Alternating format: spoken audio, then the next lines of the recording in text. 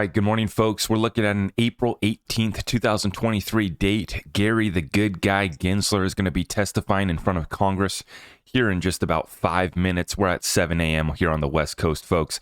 Thank you for tuning in. I'm going to post this one right after I record this. Real quick update for you guys before we watch Gary Gensler testify here in Congress. Let's check it out. Now, we're starting out looking at this cryptocurrency market cap right now. Trading sideways, 30,400, 2,100 for your Ethereum, and 52 cents for your XRP. We're going to get right on into it, folks. Current events, cryptocurrency, and the greatest transfer of wealth in world history. To start off, we have a report here. Zelensky and several other top Ukrainian officials have reportedly embezzled up to $400 million in American aid. You don't say, huh? Now, we move on over. We're going to talk about $400 million once again. Elon Musk just blew the lid off a story that's been suppressed by the media for years. Mark Zuckerberg gave $400 million in that last election in support of the efforts that benefit the Democratic Party. Let's let this one play, folks. The goal of New Twitter is to be as fair and even-handed as possible, so not favoring any political ideology, but just being fair at all. Why doesn't Facebook do this? I know that Zuckerberg has said, and I take him at face value, that he, I do actually in this way, that he is a kind of old-fashioned liberal who doesn't like to censor. He has, but he, like, why wouldn't a company like that take the stand that you have taken, which is pretty rooted in American traditional political custom, for free speech? My understanding is that Zuckerberg spent $400 million in the last election, nominally in a get-out-the-vote campaign, but really fundamentally in support of Democrats. Is that accurate or not accurate? That is accurate, yes. Does that sound unbiased to you? No, it doesn't. Yes. So you don't see hope that Facebook will approach this as a non-aligned arbiter? You've allowed Donald Trump back on Twitter. He hasn't taken you up on your offer because he's got his own thing. Right. Do you think he will go back on Twitter? Well, that's obviously up to him. My job is to, I take the freedom of speech just very seriously. So it's. I didn't vote for Donald Trump. I actually voted for Biden. Not saying I'm a huge fan of Biden, because I would think that would probably be inaccurate. But we have difficult choices to make in these presidential elections. It's not. I would prefer, frankly, that we put someone, just a normal person, as president, a normal person with common sense, and whose values are smack in the middle of the country. Center of the normal distribution, and I think that would be great. I think we have made maybe being president not that much fun. Yeah, and I didn't mean to run that clip for that full length, really, but it is interesting to listen how Elon Musk did vote for Sleepy Joe. But, like you're saying, it's about free speech, and it's about platforms like Mark Zuckerberg. It's just the hypocrisy. We don't care that, however, which way you guys go, you got your own platform. If you don't want it to be a platform for free speech, that's fine. The censorship, though, is unwarranted, and I believe is too much, too far. And the people have had enough, and so they're standing up. You guys are seeing protests spread. More than 280 demonstrations will take place in front of town halls throughout France during Emmanuel Macron's speech this evening. French Revolution version 2.0. So the people are upset over there. They're moving, and they're not just tweeting about it. They're getting out there. And people are also voting with their money, which is kind of what I've been alluding to. Hopefully these platforms will allow us to give us free speech, give us platforms to talk about current events, cryptocurrency, DLT technology that they're trying to keep hidden. They're trying to keep that away from the masses while all the old guard lines up, does pre-allocation deals while they try to shut you down, and they get Elizabeth, I got a plan for that, Warren out as their talking pieces, along with good guy Gary Gensler as well, who we're about to see testify actually here this morning. But people are voting with their money, and that's how we can affect some real change actually here. And you're seeing it simultaneously now. And I want to make a quick point on this. I don't have to wait for the mainstream media to tell me that Operation Sandman is happening. I don't have to wait for anybody to confirm what it's called. It's called every single day. I'm sharing a new story with a new country. This is one of the largest insurers in Japan that is, dumping their foreign assets and bonds. And so I don't have to wait for the mainstream media confirmation. I don't have to worry about what we're going to call this.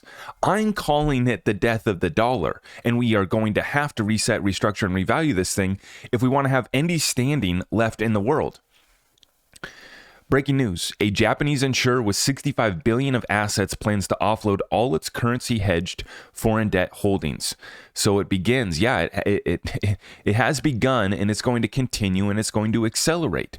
We get news like this. Apple launches high yield savings account offering 4.15% APY in partnership with Goldman Sachs. And now you have the average bank, the average savings account pays just 35 cents or 35% per year, 0.35% per year, less than 0.5% per year in interest. Apple entering banking is just the next part of the banking crisis. Technology and the banking crisis have people questioning the system. You bet. Traditional banks have paid close to 0% interest for years now. Here's a comparison of savings rates at the largest banks in the U.S. When we reached out to large banks asking why savings rates are so low, the most common response was, we have a better user experience. Now you have Apple, the world's leader in creating a better user experience, paying 4.15 interest.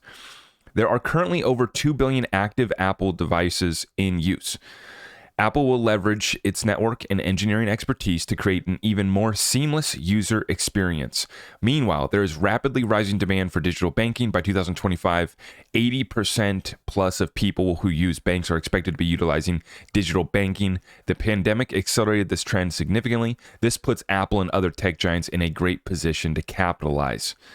Younger bankers are much more less likely to view in-person banking as important. 58% of people over 50 vowed it important to have a local branch compared to just 48% of people under 30. 33% of people under 30 were neutral about the topic, while 19% viewed it as unimportant. The younger generation, the kids, my generation and younger, under 30, they just don't care, right? Everything can be digital. They don't mind giving up their ID. They don't really concern themselves with privacy, and they're just used to using digital payments. When looking at the breakdown of those who use in-person banking services, this trend stands out even more. Just 4.8% of people aged 25 to 34 primarily use in-person banking services. This is nearly 7 times higher for those aged 65 plus at 30.5%. Tech banking is the future. On top of this, banks are struggling to simply maintain deposit levels. Over the last year alone, total bank deposits in the U.S. are down $1 trillion. Rapidly rising interest rates and high inflation have pushed money away from the banks. People want a return on their capital. Nearly $1 trillion leaving the deposits. Sum this all up, and you have people who want tech banking with higher rates and a seamless user experience. Apple will be able to cater to all of these needs using their network. The banking system is changing forever. And that one was from Kobesi Letter. And it's so simple. I mean, who do you think is going to give the people a better user experience? Apple devs or the developers that, and the banks can hire good developers. I'm not saying that. They're and they are building the back end for all of this. But what's interesting is this merger here of companies like Apple into finance, right? It started with Apple Pay, Apple Credit Card. Now you essentially have an Apple Bank set up. Now they're partnering with Goldman Sachs for this deal. And I threw out the question to crypto Twitter, the XRP Ledger community, does Apple and Ripple have any sort of connection, was the question that I asked. And of course, we found some deals. Check it out, folks. Lord Vendetta. There is this. Cupertino-based tech giant Apple has introduced a new payment request API for Apple Pay with the Interledger extension from Ripple. Now this is Interledger, right? This isn't XRP necessarily, but this can be anything. Interledger can move any form of value. And the fact that API for Apple Pay is looking to get that connection to Interledger, very, very fascinating. Absolutely. And then I found this one too. New Santander app combines Ripple and Apple Pay. So basically, Santander has been a Ripple partner forever, and their new app has the ability, you can use XRP, you can use Apple Pay, or maybe that's RippleNet. I know they're using RippleNet and Apple Pay there both for their clients, and Santander has been one of the more vocal partners with Ripple going back for a while now. Now we move into the crypto update, guys. Gary Gensler prepared testimony for tomorrow's oversight hearing, and that's testimony that's probably already underway. 7:05 here on the West Coast. He was supposed to start this session at 7 a.m. So nothing about the crypto markets is incompatible with the securities laws. That's what Gary's saying. This is from his statement for this morning. Nothing about the crypto markets is incompatible with the securities laws. As I've said numerous times, the vast majority of crypto tokens are securities. There's the full speech, and we're going to get to watch that. Now, here is Gary just a couple years ago, talking about his good friends over at Algorand. Check it out here, folks. You could create Uber or Lyft on top of a blockchain technology today. Well, maybe in 5 years you could. It would have the performance. Silvio Micali's Algorand, who's a Turing Award winner at MIT that I work with. Silvio's got a great technology that has the performance. You could create Uber on top of it. You could create Uber or Lyft on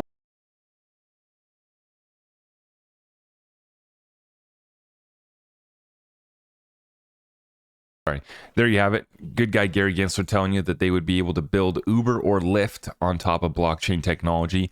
Which example does he use? His good friend Silvio Micali over there at Algorand. And so I'm not buying the FUD. They're not going to FUD me out. And Algorand's a position that I'd already exited on and taken profit. But yesterday, when I saw this news, when I saw Algorand drop down to 22 cents, I said, thank you very much. Thank you very much. We're going to continue to fight this battle in court, and may the SEC continue to take losses. They've lost 5 of the last 6 cases at the Supreme Court.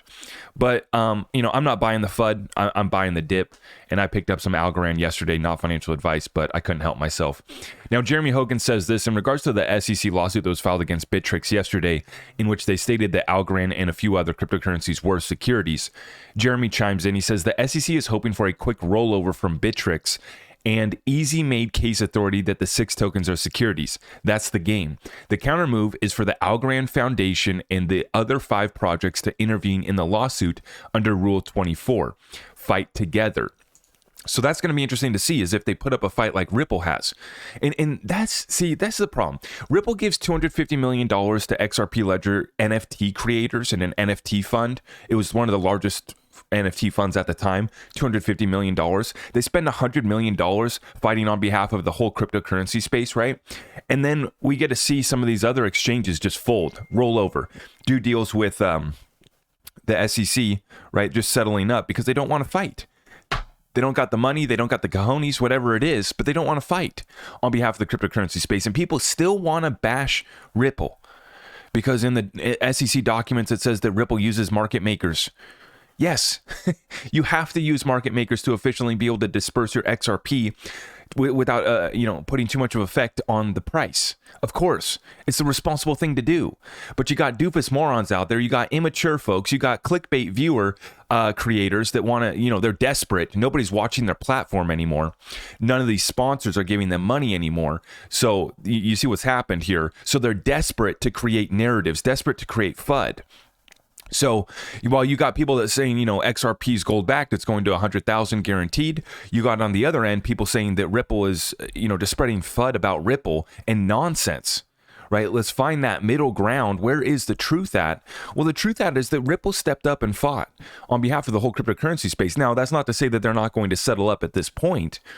And the facts of the Ripple case are much different than these other ones. But the precedence here is we're seeing these exchanges just roll over. And now the Algorand Foundation could interject, right? But when you're friends with good guy Gary, they probably want to just stay in the shadows. I mean, who knows? Maybe they don't even care about, the situation because they know their connection's so good with Gary Gensler, who is going to be testifying this morning. Now, Meta Lawman puts in a prediction here as well. Now that the SEC has declared Algorand a security, in the next few days, securities plaintiff lawyers will be filing class action lawsuits on behalf of algo purchasers. Will they name Gary Gensler as a defendant in these cases for his role in hyping Algorand? And see, this is where you guys see the frustration just came out. I don't want to have a portion of my show every day where we're talking about the legal battle in regards to cryptocurrency digital assets. And there's much more at stake too, but for the most part, we just focus on that battle. I wish I didn't have this section. I wish we weren't making predictions. I wish I wasn't talking about the next class action lawsuit that we're going to have to file on behalf of token holders. This is not the American opportunity that we want. So we get this from WhaleWire. Just in, XRP is now the #1 most popular altcoin in South Korea, with trading volume surging well beyond other cryptocurrencies. So there you have it, folks. They are loving it on over there in Korea. And then yesterday, we get Stuart Alderati giving us a little perspective. John Deaton hosted a space there yesterday in regards to Ripple's Liquidity Hub and why XRP was not included. Stuart Alderati says he can't join the spaces today, but wanted to clarify some cues on our newest product, Liquidity Hub. Number one, Liquidity Hub is an enterprise institutional product, not retail. In the US, there is little liquidity for XRP.